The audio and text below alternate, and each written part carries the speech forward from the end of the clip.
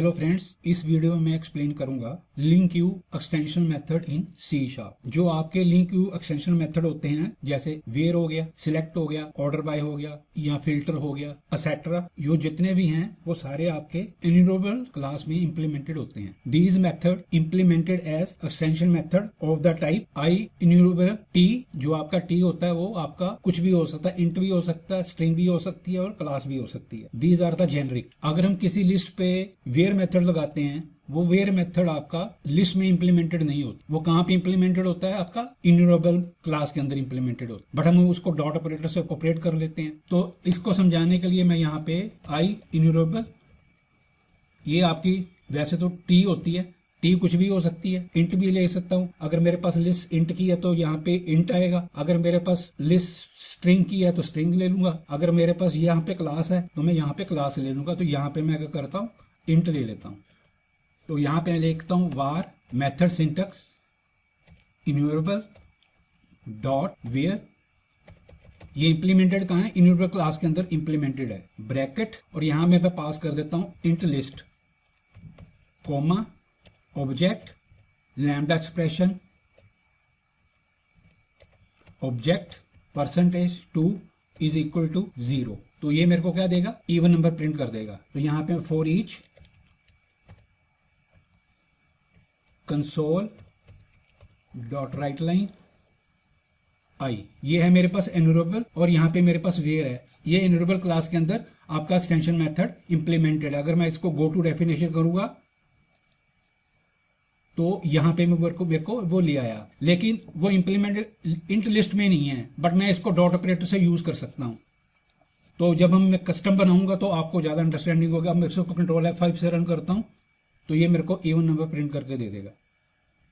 उसने मेरे को यहाँ पे 2, 4, 6, 8, 10 दे दिया। नाउ अब हम एक अपना कस्टम एक्सटेंशन मेथड बनाते हैं। तो सबसे पहले हमें एक क्लास बनानी पड़ेगी। वो क्लास आपकी हमेशा स्टैटिक होनी चाहिए। तो यहाँ पे मैं डिफाइन करता हूँ public static class extension helper.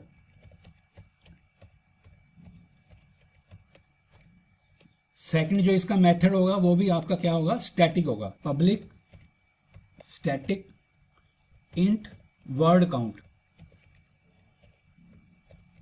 जो आपके एक्सटेंशन मेथड्स होते हैं उसके अंदर हम कीवर्ड सबसे पहला जो यूज करते हैं वो हम करते हैं this string str curly braces.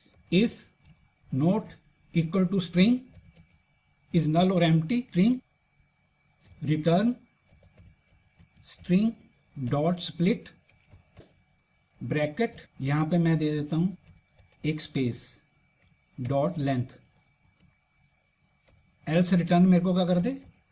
0। तो यहां पे मैंने क्लास डेमो के अंदर ये स्ट्रिंग लिया है, स्ट्रिंग स्ट्रेंथ।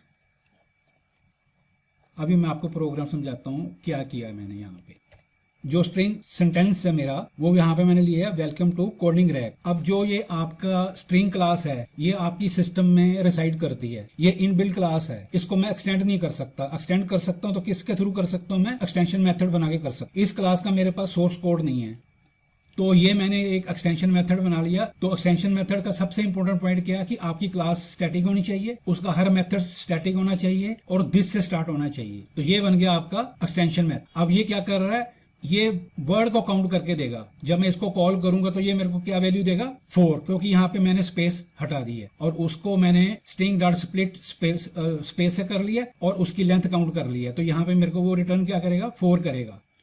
तो यहाँ पे मैं लिखता हूँ console dot write line bracket word count